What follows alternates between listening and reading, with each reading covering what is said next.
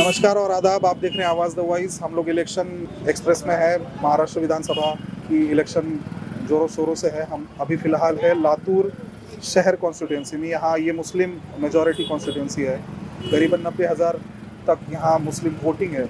हम लोग कुछ मुस्लिम यूथ से बात करेंगे। यहाँ के लोकल सवाल क्या है, मुसलमानों के रोज़मर्रा के सवाल क्या है, अभी अब तक वो जिनको चुन के देते थे उनका अप्रोच ये सारे सवालों को लेकर क्या रहा है, और आने वाले जो उम्मीदवार होंगे जो चुन के आएंगे उनको लेकर मुस्लिम समाज क्या उम्मीद रखता है, ये सारी चीज़ों पे हम लोग बात करेंगे। हमारे साथ सारे मुस्लिम यूथ हैं। सरफराज भाई, मुसलमानों के लातूर शहर के मुसलमानों के सवाल जो है, जो इलेक्शन का मुद्दा बनना चाहिए, वो सवाल क्या है? लातूर में मुसलमानों के बहुत सारे मुद्दे हैं और 15 साल से पिछले 15 सालों से अमित देशमुख यहाँ के आमदार रह चुके हैं और ये चौथी टर्म है उनकी। लेकिन मुसलमानों के जैसे मुद्दे हैं, कारोबार के हिसाब से मुद्दे हैं, उनके सिक्योरिटी के हिसाब से मुद्दे हैं। अभी तक मुसलमानों ने अपना एक उम्मीदवार समझ के एक उम्मीदवार को चुना के दिया, लेकिन मुसलमानों पे जब हमला होता है, अन्याय अत्याचार होता है, जैसे कि पिछले दिनों में औसे के अंदर एक हादसा होगा जो लातूर के थे, माँ और बेटी, 3 साल की बेटी और एक उसकी माँ, उसको एक मुस्लिम बोल के गाड़ी से उड़ाकर मारा गया। लेकिन यहाँ के स्थानीय आमदार ने उनको एक सादी मुलाकात भी घर पे जाके दी नहीं। और पिछले दिनों में एक मुस्लिम बोलकर भाजी मंडी में मुस्लिमों के जो गाड़े थे उनको मारपीट करके उनको गिराया गया, तो उसके बारे में भी यहाँ के स्थानीय आमदार ने कुछ उनके मुलाकात दी नहीं यहाँ पे। और पिछले दिनों में धरना हो गया, मुस्लिम धरने आंदोलन, जन आक्रोश, तो उस टाइम पे लातूर के स्थानीय आमदार यहाँ पर थे, तो उसके लिए भी उन्होंने मुलाकात नहीं दी। गिन चुन कर यहाँ का जो मुसलमान है स्थानीय आमदार को एक अपना उम्मीदवार समझ के वोट देता आया है और आगे दे रहा है, क्योंकि यहाँ के जो स्थानीय उम्मीदवार के जो भी काम करने वाले जो भी कॉन्ट्रैक्टर हैं यहाँ के, जो मुस्लिम बोलकर काम करते हैं, तो उन्होंने यहाँ पे सिर्फ मुस्लिम समाज बोल के उनके सामने वही एक समाज है बोल के दिखाया है। लेकिन जो ग्राउंड लेवल पे मुस्लिम समाज है, जो सच में आर्थिक स्थिति परेशान है, तो उसके लिए यहाँ के स्थानीय आमदार ने कुछ किया नहीं है। अभी गंजगोलाई के अंदर जो 116 टपरी धारक थे, उसमें से 90% जो थे मुसलमान थे, लेकिन 10 से 15 सालों में उनका अभी तक पुनर्वसन किया गया नहीं है। तो पुनर्वसन की बात हो गई, कारोबार के हिसाब से बात हो गई, मुस्लिम स्टूडेंट की बात हो गई, इसलिए अभी तक उम्मीदवार ने कुछ किया नहीं है यहाँ पे। मुस्लिम स्टूडेंट्स के बारे में, लातूर एक एजुकेशनल हब, लातूर पैटर्न बहुत फेमस है महाराष्ट्र में। हमारे साथ करीम भाई है। करीम भाई, एजुकेशन का सवाल निकला। आप बहुत सारी चीज़ें हैं जो बहुत सालों से पेंडिंग है, वो थोड़ा सा मुस्लिम कम्युनिटी की बहुत सारी चीज़ें जो बहुत सालों से पेंडिंग है, उसके बारे में थोड़ा सा बताइए। तकरीबन 2014 या 15 से MPG बोल के एक फ्रंट है, जिसमें ज़िया खुरियाले, एडवोकेट रब्बानी और रज़ाउल्ला सर, ये 3-4 लोगों ने यहाँ के स्थानिक आमदार हो या फिर महानगर पालिका हो या फिर मंत्रालय हो, उनसे कंटिन्यू अभी तक के पत्र व्यवहार किया। कई बार MLA को मिले कि यहाँ पे एक मुस्लिम बॉयज़ हॉस्टल 10 करोड़ रुपए जो इसका MSDP के तहत आए थे, उसके ताल्लुक से जगह बताई गई, कई प्रपोजल दिए गए उनको, यहाँ पे बना सकते हैं मुस्लिम बॉयज़ हॉस्टल, लाइब्रेरी और उर्दू घर। लेकिन महानगर पालिका ने उसको कभी भी दिल पे नहीं लिया आज तक के। स्थानीय आमदार को मिले तो वो कभी महानगर पालिका की तरफ हाथ बताते थे, महानगर पालिका कभी मंत्रालय की तरफ हाथ बताती थी। उस वजह से तकरीबन 8 से 10 साल हो गए मुसलमानों के जो अहम मसले हैं एजुकेशन के, जैसे यहाँ पे बाहर गांव से कई नौजवान यहाँ पे आते हैं, उनके लिए जो मुस्लिम है, बाकियों के तो आरक्षण वगैरह है, उनको हॉस्टल मिल जाता है। मुसलमानों के जो नौजवान हैं उनके लिए भी एक बॉयज़ हॉस्टल, लाइब्रेरी और उर्दू घर के लिए सख्त ज़रूरत है। उसके लिए भी यहाँ के MLA ने काम करना चाहिए, जो नहीं किया अभी तक। भाई, आपसे बात करते हुए आपने कहा कि आप अपना काम धंधा रोज़गार छोड़ के थोड़ा सा आप चाहते थे कि कुछ बात करें। क्यों ज़रूरी है मुसलमानों ने आगे आके बात करना, ऐसा आपको लगता है? और क्या चीज़ें हैं लातूर के ताल्लुक से जिन पे बात होना ज़रूरी है इलेक्शन के टाइम में? देखो, एज अ यूथ मैं यहाँ पे हूँ, तो मुझे ऐसा लगता है कि जो राजकीय पार्टियों में जो मुस्लिम के जो लीडर्स हैं, जो 25-30 साल से हैं, तो उन्होंने उनका हक, जो समाज से आते हैं उनका हक उन्होंने मांगा नहीं है। जैसे कि MIDC में उन्होंने पूछना चाहिए कि हमारा हक कहाँ है। एक MIDC में मुस्लिम समाज के लिए एक आरक्षण होना चाहिए, जैसे कि 10%, 15%। एज अ यूथ मैं एक व्यापारी भी हूँ, तो मुझे अगर से कुछ करना है तो मेरे पास जगह नहीं है MIDC में। एक आसान शब्दों में, अगर वहाँ है तो वहाँ पे पैसा है, मतलब पैसा बहुत देना है। तो जैसे कि राजकीय पार्टी जो लीडर्स हैं मुस्लिम समाज से जो आते हैं, उन्होंने कभी भूख बताई ही नहीं, नीड बताई ही नहीं, वांट तो दूर की बात है, नीड बेसिस पे कुछ काम हुआ नहीं है आज तक। इसलिए मैं चाहता हूँ कि युवाओं ने चळवळ जिसे कहते हैं उसमें सहभाग लेना चाहिए। अगर जब तक तुम मांगोगे नहीं तब तक तुम्हें मिलेगा नहीं, और मांगने वाले लोगों ने मांगा भी नहीं है आज तक। आप ये कहना चाह रहे हैं कि मुसलमानों के अंदर एक डिमांड होनी चाहिए, एक चळवळ होनी चाहिए, मूवमेंट होनी चाहिए जिसका मकसद ये है ऑब्वियसली कि उसमें से एक नेता उभरे, नेतृत्व उभरे, सामाजिक हो या राजकीय। हमारे साथ सैयदुद्दीन भाई है जिनका महाराष्ट्र, क्योंकि सहकार क्षेत्र में के लिए जाना जाता है महाराष्ट्र, और इस सहकार क्षेत्र से काफ़ी सारे लीडर जो महाराष्ट्र में आपको दिखाई देते हैं वो इसी क्षेत्र से हैं। सैफुद्दीन भाई का भी काम उसी क्षेत्र से रिलेटेड है। तो भाई, जो भाई ने बात की कि नेतृत्व, उसका थोड़ा सा वैक्यूम नज़र आता है मुस्लिम कम्युनिटी में, सामाजिक हो या राजकीय हो, इसकी क्या वजूहत लगती है आपको? बेसिकली यहाँ पे जो काम है पिछले 40 सालों से कांग्रेस पार्टी के अंडर में कोऑपरेटिव सेक्टर है, और विलासराव देशमुख साहब जब से हैं, पहले दिलीप राव देशमुख साहब चेयरमैन रहे लातूर जिला मध्यवर्ती बैंक के, और बैंक के ज़रिए जो नौजवान हैं, मुस्लिम नौजवान हैं, वो सेल्फ एम्प्लॉयड है, तो उनको जो कर्जा चाहिए, लोन चाहिए, जो वो लोन नहीं मिलता, वो किसानों को दिया जाता है। किसानों में भी सिर्फ शुगर केन लगाता है या गन्ना जो लगाता है उसी को दिया जाता है, क्योंकि वो जो कारखाने को डालेंगे उसी को डालेंगे। जो बेसिकली जो देश एग्रो नाम की कंपनी यहाँ पे इस्टेब्लिश हुई है, उसको 150 करोड़ फंड दिया जाता है, लोन दिया जाता है। वहाँ पे अगर नौजवान, कोई मुस्लिम नौजवान एप्लीकेशन किया डीसीसी बैंक में, तो उसको 10,000 एक टपरी या गाड़ा ठेलने के लिए वहाँ पे अगर जाएंगे तो उसको डॉक्यूमेंट्स नहीं दी, जो नीड्स है वो नहीं जाए, गारंटी मांगाया जाता है। तो 150 करोड़ तो बिना गारंटी दिया जाती है, लेकिन 10,000 किसी मुस्लिम सेल्फ एम्प्लॉयड जो है उसको नहीं दिया जाता है। तो कहीं ना कहीं ये भेदभाव है। और सहकार क्षेत्र में जो डायरेक्टर रहते हैं सोसाइटी में, वहाँ पे मुस्लिम प्रतिनिधित्व नहीं के बराबर है। अगर वो प्रतिनिधित्व रहेगा तो कम से कम वो अपने समाज के लिए कुछ ना कुछ काम करेगा, लेकिन वो काम करने की नौबत ही नहीं आ रही, क्योंकि अवेलेबल नहीं है। और यहाँ पे जो महाराष्ट्र में जो चल रहा है बीजेपी का, बोलते हैं कि भाई पत्थर से अच्छा ईंट है, तो अब पत्थर को डर के ईंट के साथ चले जाते हैं, मजबूरी है। आज पिछले 40 साल से वही होता आ रहा है। आज का चौथा टर्म है अमित देशमुख का, वही सिचुएशन यहाँ पे तैयार है। तो आप पत्थर के पास जाएंगे कि ईंट के पास जाएंगे? तो डरा के, धमका के आपको माहौल बनाया जाता है कि आपका कोई डिसीजन ही ना तैयार हो जाए और आप कमज़ोर ही रहते जाए और नया नेतृत्व ना ठहरे। अगर नेतृत्व उभरता है तो उसको पर्सनली और उसके समाज के जो कॉम्पिटिटर है उसको कोई तो उलझन में ये करके, फॉर एग्जांपल यहाँ पे महापौर बनाया गया, नगर सेवक से महापौर, पहली बार हुआ अख्तर मिस्त्री के साथ। अख्तर मिस्त्री को महापौर बनाने के बाद एक रबड़ी स्टैम्प की तरह उनको रखा गया, और लास्ट में क्या हो गया, उनके कास्ट वेरीफाई, नगर सेवक के टाइम वो उनकी कास्ट वेरीफाई चलती है, और जो महापौर होते हैं तो कास्ट उनकी वेरीफाई डिनाई होती है। तो ये कहाँ ना कहाँ शक की बुनियाद बोले तो जाती है। तो यही होते आ रहा है। इसको कहाँ ना कहाँ मुस्लिम समाज का नौजवान सोच में पड़ा है, इस बार कुछ ना कुछ चेंज करने के मूड में। मुस्लिम समाज कुछ ना कुछ चेंज करने के मूड में है। भाई ने एक बात कही कि पत्थर से ईंट थोड़ी सॉफ्ट होती है, इसलिए मुस्लिम समाज हमेशा उनको डराया जाता है कि आप इनको वोट मत करो, और उनके रोज़मर्रा के सवाल थोड़े से पीछे पड़ जाते हैं।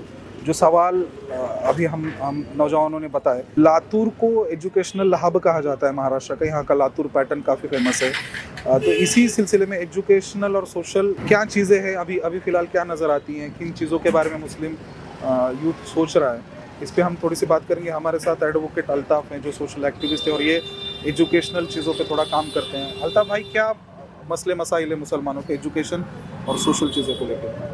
एजुकेशन को लेकर जो पॉलिसी अपनाई जाती है, जो क्वालिटी एजुकेशन सबको मिलना चाहिए, उसमें हमारी भी भागीदारी उस तरह से होनी चाहिए।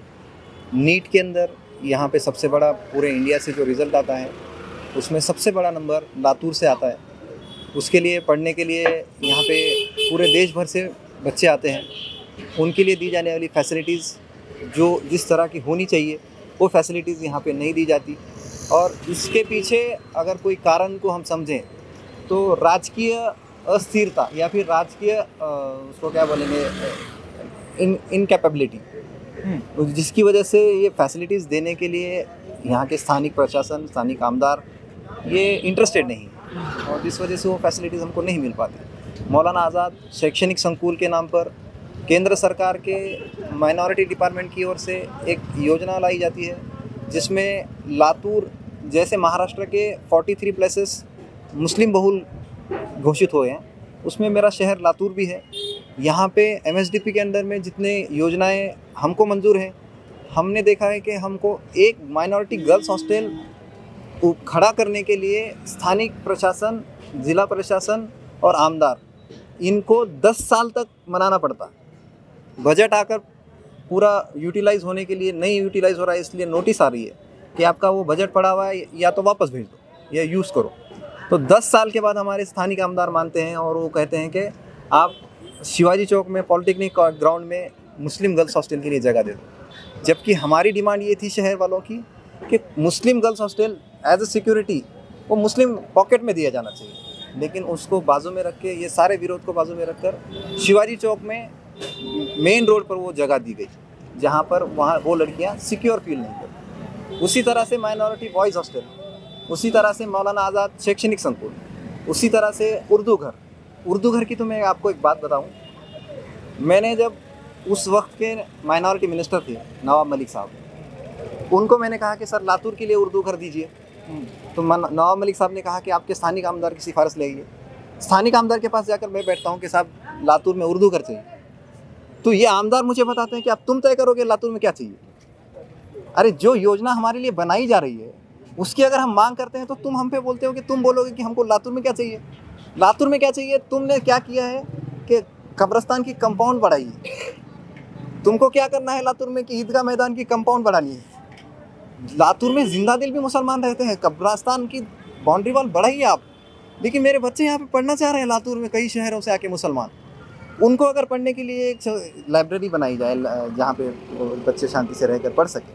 एक भी आप देखेंगे मेरे शहर में, मुस्लिम बहुल शहर में, एक भी ऐसी लाइब्रेरी नहीं है जहाँ पे, क्योंकि हमारे मुसलमानों के जो घर हैं वो ज़्यादा जॉइंट फैमिली के कल्चर में हम लोग रहते हैं, तो बच्चों को पढ़ने के लिए वो एनवायरनमेंट नहीं मिल पाता। तो एक अच्छी लाइब्रेरी मौलाना आज़ाद शैक्षणिक संकुल के नाम पे केंद्र सरकार ने मंजूर की है, बस इम्प्लीमेंट करने के लिए ये चाहते हैं कि मैं जब चाहूँ तब हो। जैसा कि इन्होंने 30 साल के बाद शादी खाना अब दिया, तो हो सकता है हमारी अगली जनरेशन मुस्लिम लाइब्रेरी देखिए, शैक्षणिक संकुल देखे, हो सकता है हमारी नेक्स्ट जनरेशन बॉयज़ हॉस्टल का ये देखे। तो ऐसा नहीं, जब जो विकास के नाम पर आप, जो माइनॉरिटी के नाम पे आप चुन कर आ रहे हो, उनके लिए जो बजट ऊपर से आ रहा है, आप प्रयत्न करके या कोशिश करके तो नहीं ला रहे हो। जो आ रहा है कम से कम उसको तो एक्सपेंडिचर में आने दीजिए ना, वो भी नहीं आने देना चाहते आप लाइए, तब बोलेंगे, समाज बोलेगा कि हमने आपको जो वोट दिया था वो कुछ है, उसका चीज़ हुआ, हासिल हुआ। आप ला तो नहीं रहे हो, आए हुए को भी आप बनने नहीं देना चाह रहे हो। तो समाज की नाराज़गी आपसे है कि आप तो 15 साल से हो ही, आप पिछले 15 साल से आपके पिताजी रहे, 30-30 साल का जब राज किया है आपने, और क्या दिया है उसके बदले में। अगर ये डिमांड आज का अगर यूथ करता है तो आप कहते हो कि इग्नोर करो ऐसे लोगों को। ये इग्नोरेंस हो सकता है कल आपको महंगा पड़ जाए। हमारे साथ जुनेद भाई है। जुनेद भाई यहाँ सोशली बहुत ज़्यादा एक्टिव है, यहाँ काम करते हैं। जुनेद भाई, पत्थर से ज़्यादा ईंट चुनने की जो 10-15 सालों से मुसलमान चुन रहा है, उसका कुछ फ़ायदा हुआ है कम्युनिटी को, मुस्लिम कम्युनिटी को? ये पहला सवाल है। दूसरे सवाल की तरफ मैं आऊँगा जो ज़्यादा ज़रूरी लगता है। देखो, मार तो दोनों से लग रही है, चाहे वो पत्थर से हो या ईंट से हो, लेकिन मार जब बैठ रही है तो लग रही है।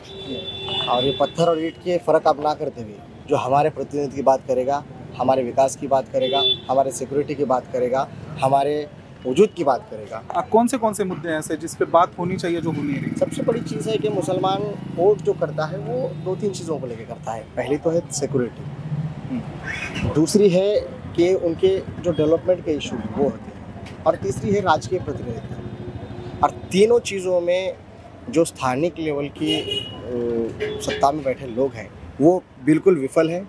वो लोग इन सारे उम्मीदों पर खरे नहीं उतरे अब तक।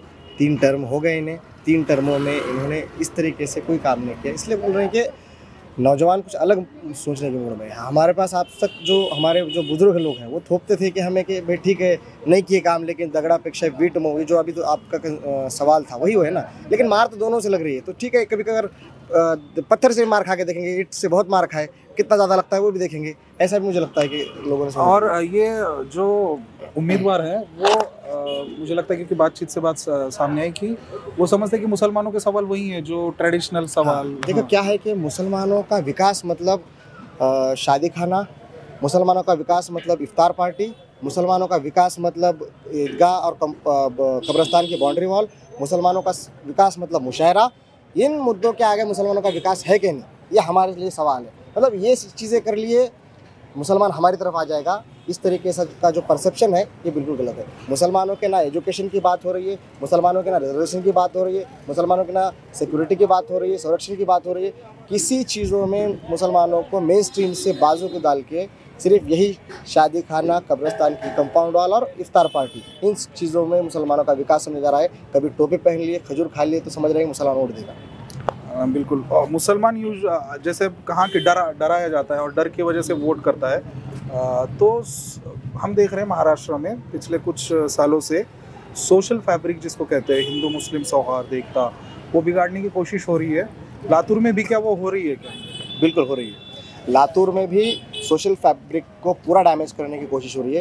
पिछले 3 साल से लातूर के अंदर कुछ ऐसी घटनाएं की जा रही हैं जिससे यहाँ का सोशल फैब्रिक बिगड़े, जिसके अंदर यहाँ के लातूर के माहौल को पूरे बिगाड़ने की कोशिश हो रही है। जिसमें राजा सिंह को लाया जा रहा है, यहाँ पर मुसलमानों के खिलाफ बड़ा भुला कहा जा रहा है। यहाँ पे सुरेश चौहान के आता है, टीपू सुल्तान और मुसलमानों की भावनाओं का आहत पहुँचाता है।